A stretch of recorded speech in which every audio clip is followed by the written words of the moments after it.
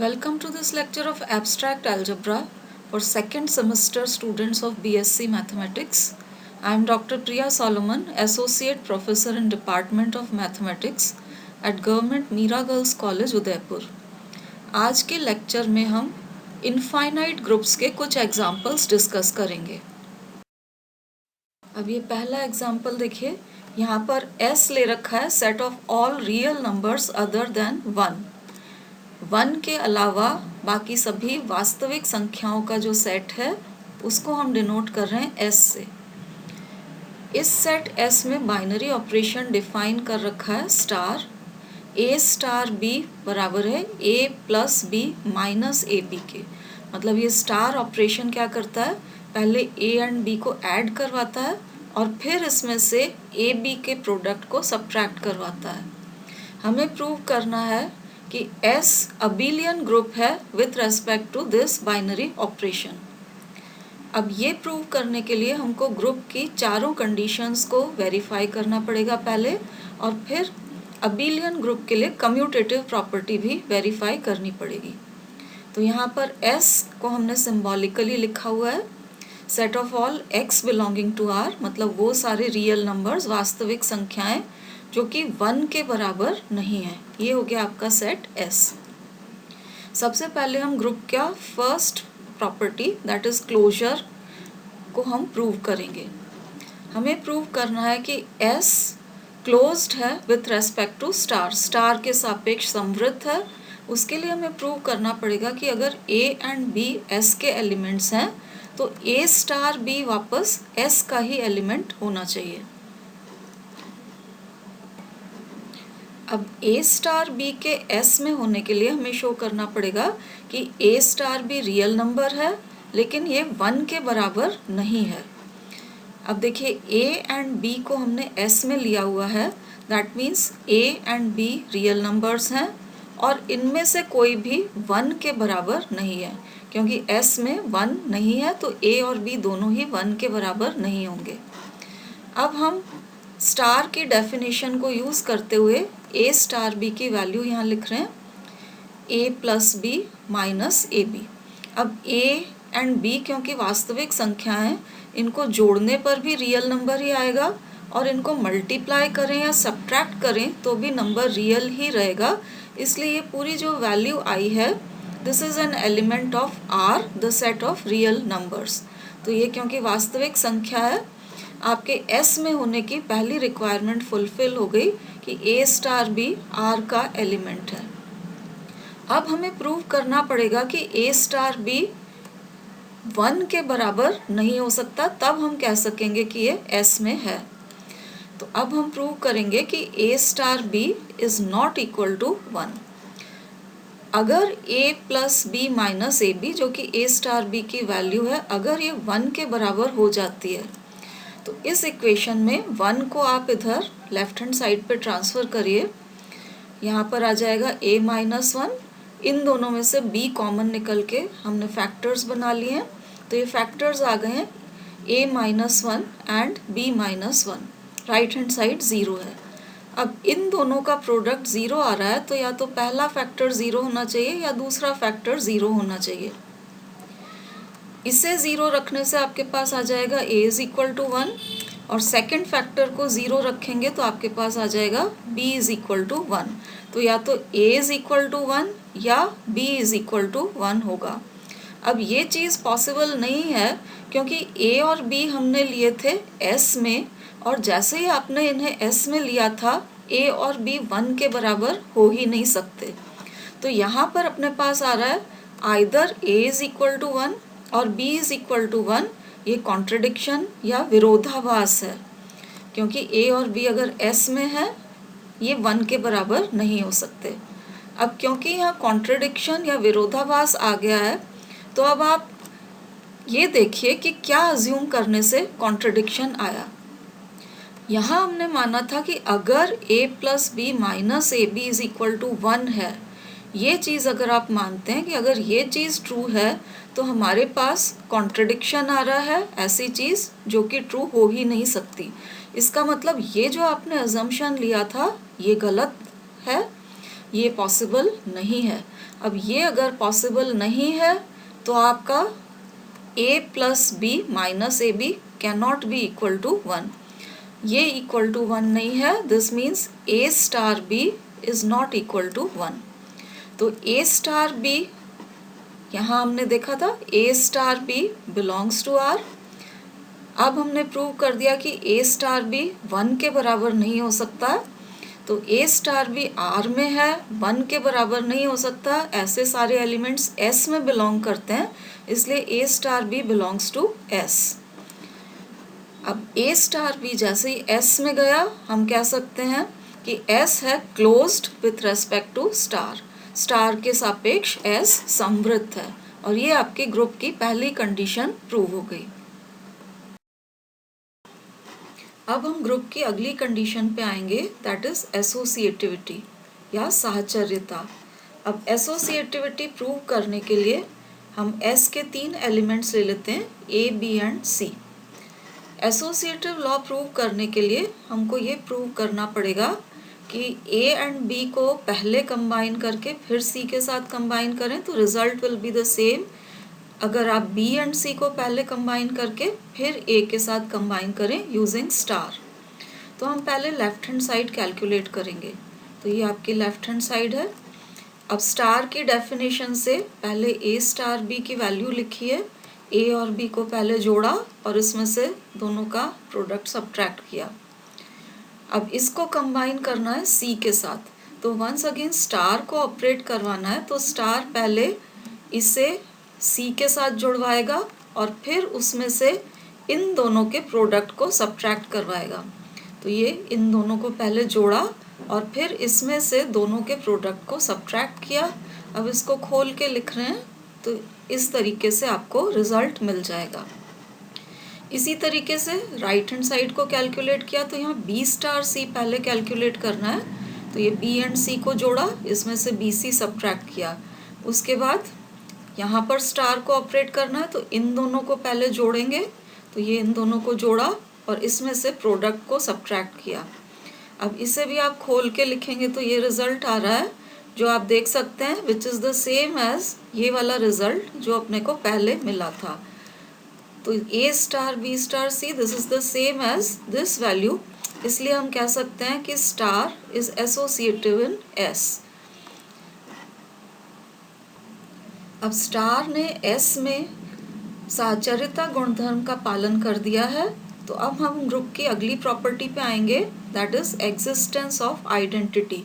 तत्समक का अस्तित्व S में है, ये हमें प्रूव करना है। अब तत्समक एलिमेंट या आइडेंटिटी एलिमेंट S का ऐसा एलिमेंट होता है जिससे S के किसी भी एलिमेंट के साथ आप स्टार से चाहे लेफ्ट में कंबाइन करें या राइट में, आपको ये एलिमेंट A वापस मिल जाना चाहिए। अब आइडेंटिटी एलिमेंट क्या होगा ये निकालने के लिए हम यहाँ से स्टार्ट करेंगे। A star E is equal to A है, तो क्योंकि A star E is equal to A है, स्टार को आप ऑपरेट करवाएं तो स्टार A एंड E को ऐड करवाएगा जैसा यहाँ है, और इसमें से A इंटू E का प्रोडक्ट सब्ट्रैक्ट करवाएगा। अब ये A के बराबर है, दोनों तरफ आप A को कैंसिल करिए, इसमें से E कॉमन निकल के आपके पास आ जाएगा E into 1 minus A is equal to 0। अब A क्योंकि हमने S का एलिमेंट लिया था, S में सेट में 1 एग्जिस्ट नहीं कर रहा है, S में सारे रियल नंबर्स हैं 1 के अलावा, तो A is not equal to 1। A क्योंकि 1 के बराबर नहीं है, इसलिए 1 माइनस A 0 नहीं हो सकता है। अगर इन दोनों का प्रोडक्ट 0 आ रहा है तो या तो ये 0 हो या E 0 हो, तभी प्रोडक्ट 0 आ सकता था।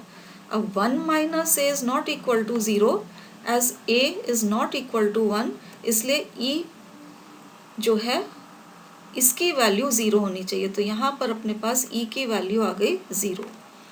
अब E इज इक्वल टू 0 जैसा आप देख सकते हैं, ये रियल नंबर है which is not equal to 1, इसलिए ये आपका आइडेंटिटी एलिमेंट हो जाएगा जो कि S में बिलोंग कर रहा है, और 0 इस कंडीशन को सेटिस्फाई करेगा कि A के साथ चाहे आप इससे लेफ्ट में कंबाइन करें या राइट में कंबाइन करें, हमेशा आपको A वापस मिल जाएगा।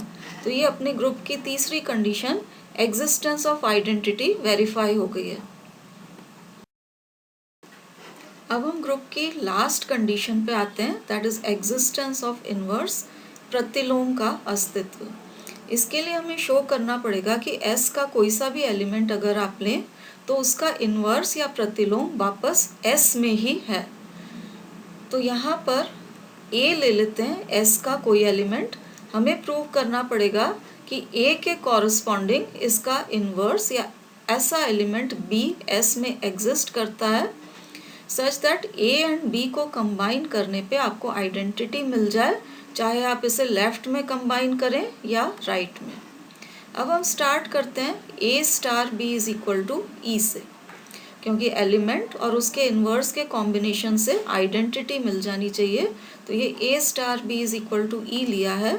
A स्टार B की डेफिनेशन से इसकी वैल्यू लिखती है A plus B minus AB। Right hand side E थी तो अभी जस्ट हमने कैलकुलेट किया था कि आइडेंटिटी इस केस में 0 है, तो ये E की जगह लिखा है। अब ये जो इक्वेशन आई है इसमें से हम B कैलकुलेट करेंगे, तो ये B वाली टर्म्स एक तरफ ली है, इस वाले A को राइट हैंड साइड पे ट्रांसफर करके B की वैल्यू कैलकुलेट कर दी है हमने A अपॉन A माइनस 1। अब ये जो हमने कैलकुलेट किया है B, ये ऐसा एलिमेंट आपको मिला है कि इसको A के साथ कंबाइन करेंगे यूजिंग स्टार तो आपको आइडेंटिटी एलिमेंट मिल जाएगा।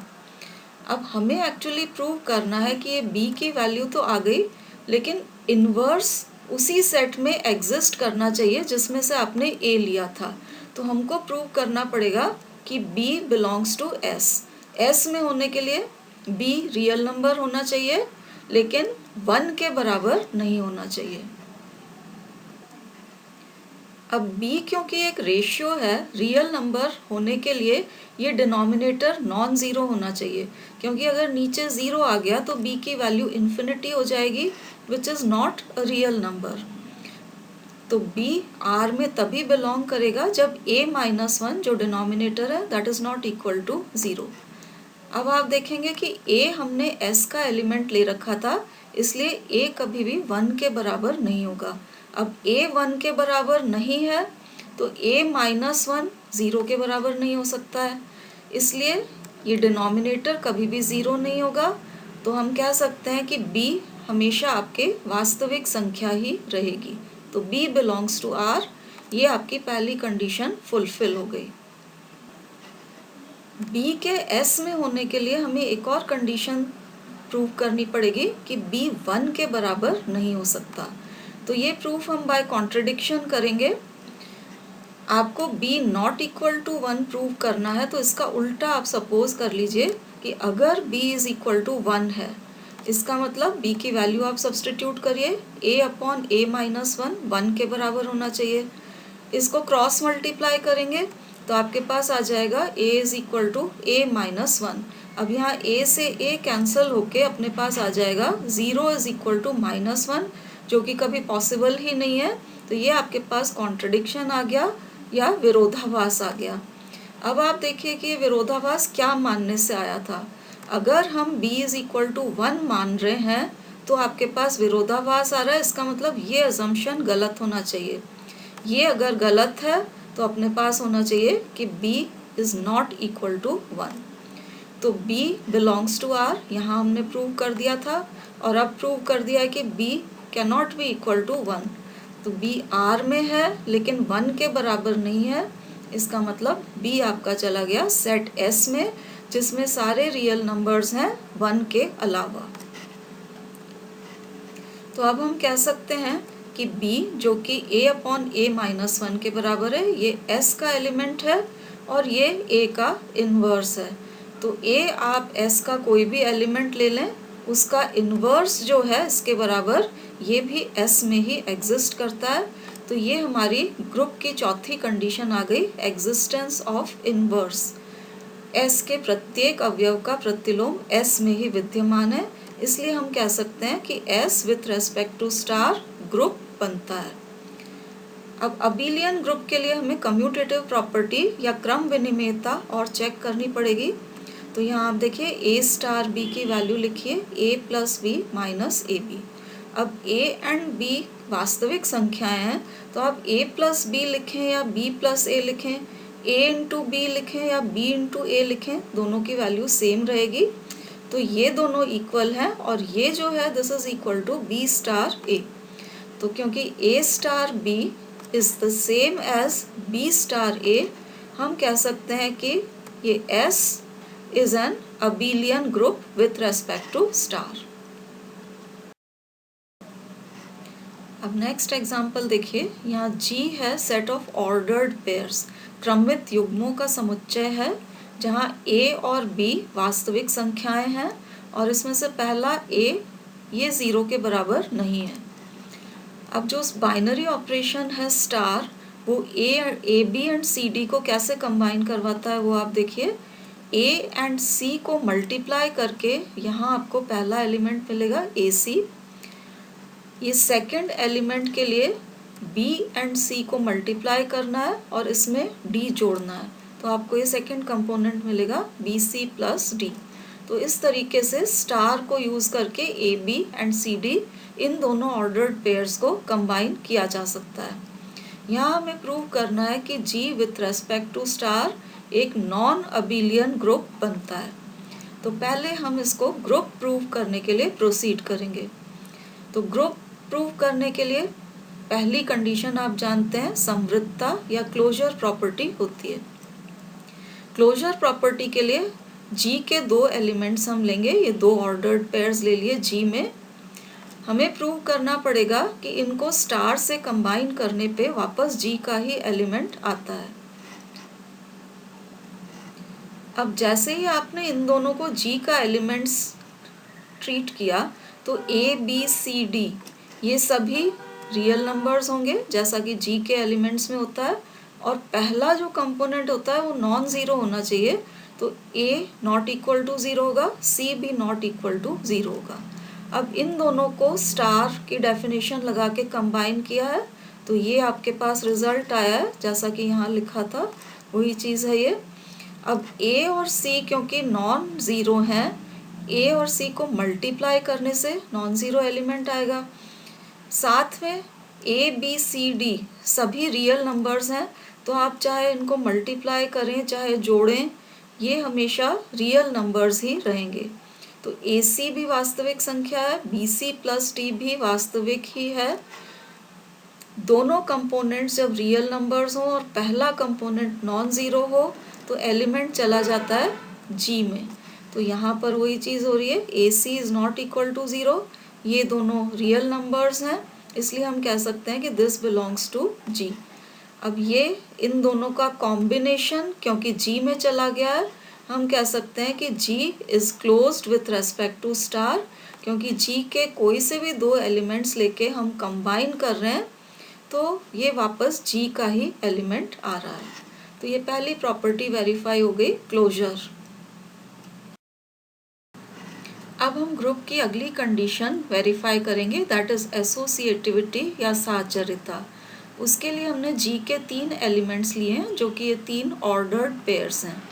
एसोसिएटिविटी चेक करने के लिए पहले हम फर्स्ट 2 को कंबाइन करेंगे यूजिंग स्टार और फिर इसका कॉम्बिनेशन लेंगे EF के साथ अगेन यूजिंग स्टार। तो जब इन दोनों को हम कंबाइन करेंगे यूजिंग स्टार तो A C से मल्टीप्लाई होगा, आपको फर्स्ट पोजीशन वाला एलिमेंट मिलेगा according to definition of star. फिर B C से मल्टीप्लाई होके D में जुड़ेगा, तो आपको ये सेकंड पोजीशन वाला एलिमेंट मिलेगा BC प्लस D।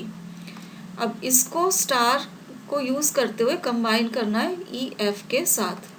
तो स्टार की डेफिनेशन फिर से लगाइए, ये फर्स्ट पोजीशन वाले एलिमेंट्स कंबाइन होंगे तो ये आपको मिला AC इंटू E। फिर उसके बाद सेकंड पोजीशन वाला ये एलिमेंट E से मल्टीप्लाई होगा और F हमें इसमें ऐड करना पड़ेगा, तो ये आपको मिल गया BC plus D multiplied by E और इसमें F ऐड हुआ। अब इसको आप सिंप्लीफाई कर लेते हैं तो आपके पास इस तरीके की चीज़ आ जाएगी। नेक्स्ट हम ब्रैकेट को शिफ्ट करते हैं यहाँ पर और फिर इसको कैलकुलेट करते हैं। तो अब क्योंकि ब्रैकेट वाली क्वांटिटी को पहले कैलकुलेट करना है तो पहले सी ई से मल्टीप्लाई होगा, ये सी ई आ गया। उसके बाद आपके पास आएगा डी ई प्लस एफ, तो ये हमारा डी ई प्लस एफ आ गया है। अब इसका कॉम्बिनेशन लेना है ए बी के साथ, तो ए सी ई से मल्टीप्लाई होगा, ये आ गया ए सी ई। उसके बाद बी मल्टीप्लाई होगा सी ई के साथ और उसमें डी ई प्लस एफ जुड़ेगा, तो ये बी मल्टीप्लाई हुआ सी ई के साथ और इसमें डी ई प्लस एफ जोड़ के कैलकुलेट करो तो आपके पास ये चीज़ आ जाएगी। और जैसा कि हम देख सकते हैं कि ये दोनों चीज़ें, ये जो हमने कैलकुलेट किया था और ये आइडेंटिकल आई हैं, इसलिए हम कह सकते हैं कि ये जो हमने कैलकुलेट किया this is the same as this, और ये दोनों इक्वल होते ही हम कह सकेंगे कि स्टार इज एसोसिएटिव इन जी। तो ये इक्वल होने से ये जो संक्रिया थी आपकी स्टार, ये साहचर्यता गुणधर्म का पालन कर रही है जी में, और ये ग्रुप की आपकी सेकंड कंडीशन एसोसिएटिविटी वेरीफाई हो गई। ग्रुप होने के लिए अगली कंडीशन जो हमें प्रूव करनी है that is existence of identity या तत्समक का अस्तित्व। हमें प्रूव करना पड़ेगा कि जी में एक ऑर्डर्ड पेयर, जिसे हम E1 E2 से डिनोट कर रहे हैं, ऐसा एग्जिस्ट करेगा कि इसे आप जी के किसी भी एलिमेंट के साथ कंबाइन करें। जैसे जी का कोई भी एलिमेंट ए बी आप ले लें, उसे E1 E2 के साथ कंबाइन करने पे वापस वही एलिमेंट ए बी आपको मिल जाना चाहिए, चाहे आप इस एलिमेंट को लेफ्ट में लें या राइट में। अब E1 और E2 क्या होंगे ये निकालने के लिए हम इस कंडीशन से स्टार्ट करेंगे।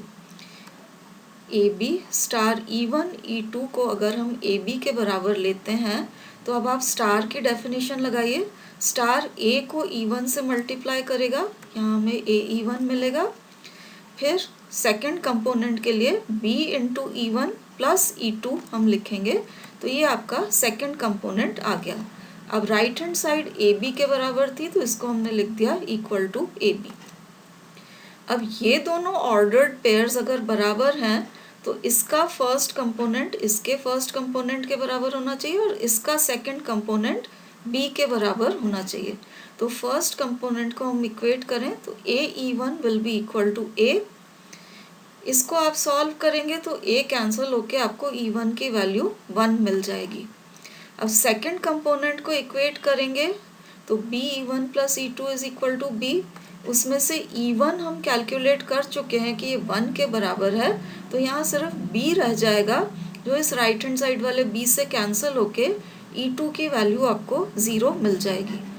अब E1 इज इक्वल टू 1 और E2 इज इक्वल टू 0 आ गया है, तो E1 E2 ऐसा एलिमेंट हमने लिया था जिसको G के किसी भी एलिमेंट के साथ कंबाइन करें, वापस आपको AB वही एलिमेंट मिल जाता है। तो आइडेंटिटी एलिमेंट हो जाएगा आपका 1 0।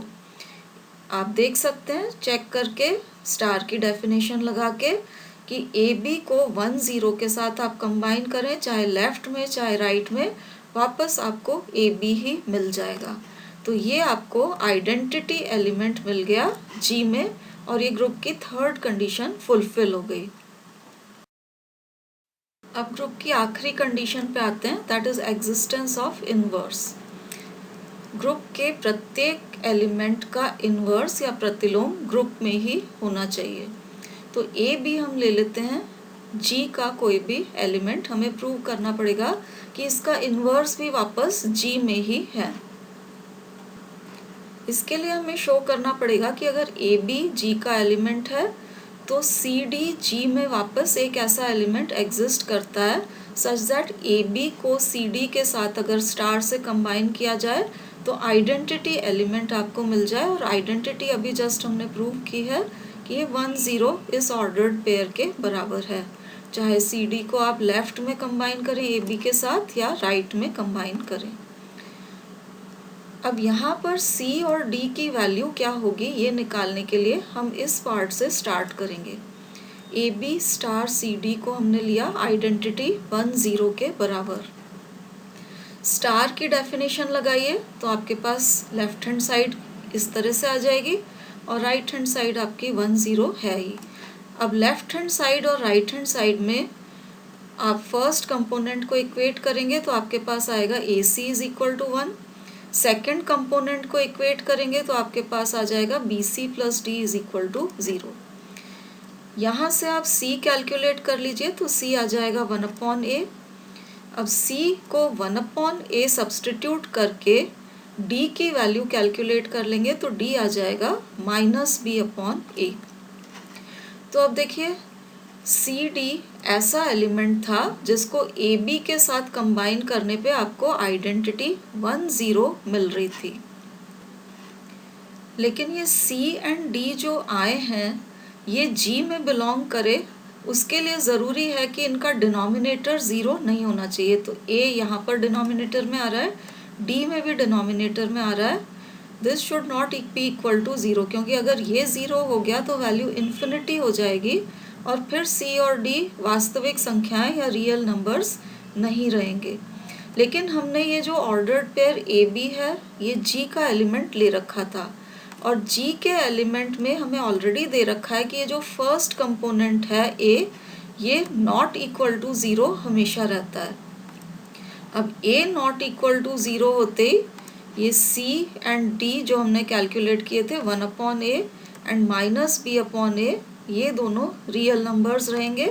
साथ ही 1/A जो है ये नॉट इक्वल टू 0 रहेगा। तो ये एलिमेंट वापस G में ही बिलोंग करेगा। ये C D है, ये G का ही एलिमेंट होगा और ये होगा AB का इन्वर्स, क्योंकि आप देख सकते हैं कि इसको AB के साथ आप कंबाइन करके चेक कर सकते हैं, वैल्यू हमेशा आपके पास आइडेंटिटी के बराबर आ जाएगी। तो यहाँ आप देखिए ये जो इन्वर्स हमने निकाला था इसको आप AB के साथ कंबाइन करेंगे तो स्टार जब ऑपरेट करेंगे तो A 1/A से मल्टीप्लाई होगा और आपको दे देगा 1, फिर B मल्टीप्लाई होगा 1/A से और इसमें जोड़ा जाएगा, तो B को 1/A से मल्टीप्लाई करके आपको B/A मिलेगा और उसमें -B/A जोड़ेंगे तो आपको आइडेंटिटी 0 मिल जाएगी। इसी तरीके से आप इससे भी चेक कर सकते हैं। तो ये AB का इन्वर्स है। अब ये चारों कंडीशन सेटिस्फाई होते ही closure, associative law, existence of identity and existence of inverse आ चुके हैं। तो हम कह सकते हैं कि G with respect to star एक ग्रुप बनता है। हमें इसको प्रूव करना था कि ये नॉन अबिलियन ग्रुप है, तो हमें शो करना पड़ेगा कि इसमें कम्यूटेटिव प्रॉपर्टी सेटिस्फाई नहीं होती है। तो कम्यूटेटिविटी या क्रम विनिमेयता हम चेक कर रहे हैं। AB और CD को कंबाइन किया पहले AB को रखते हुए, तो स्टार को ऑपरेट करवाने पे आपको ये चीज़ मिलेगी। अब आप CD को पहले रखते हैं और AB को बाद में रखते हैं तो आपको ये मिलेगा, और आप देख सकते हैं कि ये दोनों इक्वल नहीं है, क्योंकि यहाँ BC आ रहा है और यहाँ पर DA आ रहा है, ये दोनों क्वांटिटीज़ भी इक्वल नहीं है। तो क्रम विनिमेयता का गुणधर्म यहाँ पर सेटिस्फाई नहीं हो रहा है, क्योंकि ये दोनों क्वांटिटीज़ इक्वल नहीं है। इसलिए हम कह सकते हैं कि G ग्रुप तो है लेकिन अबिलियन नहीं है। तो G star is a non abelian group and this completes the proof. अब आप फाइनाइट और इनफाइनाइट दोनों तरह के ग्रुप्स के एग्जाम्पल्स देख चुके हैं। तो नेक्स्ट लेक्चर में हम ग्रुप की कुछ प्रॉपर्टीज़ को डिस्कस करेंगे। Thank you for watching.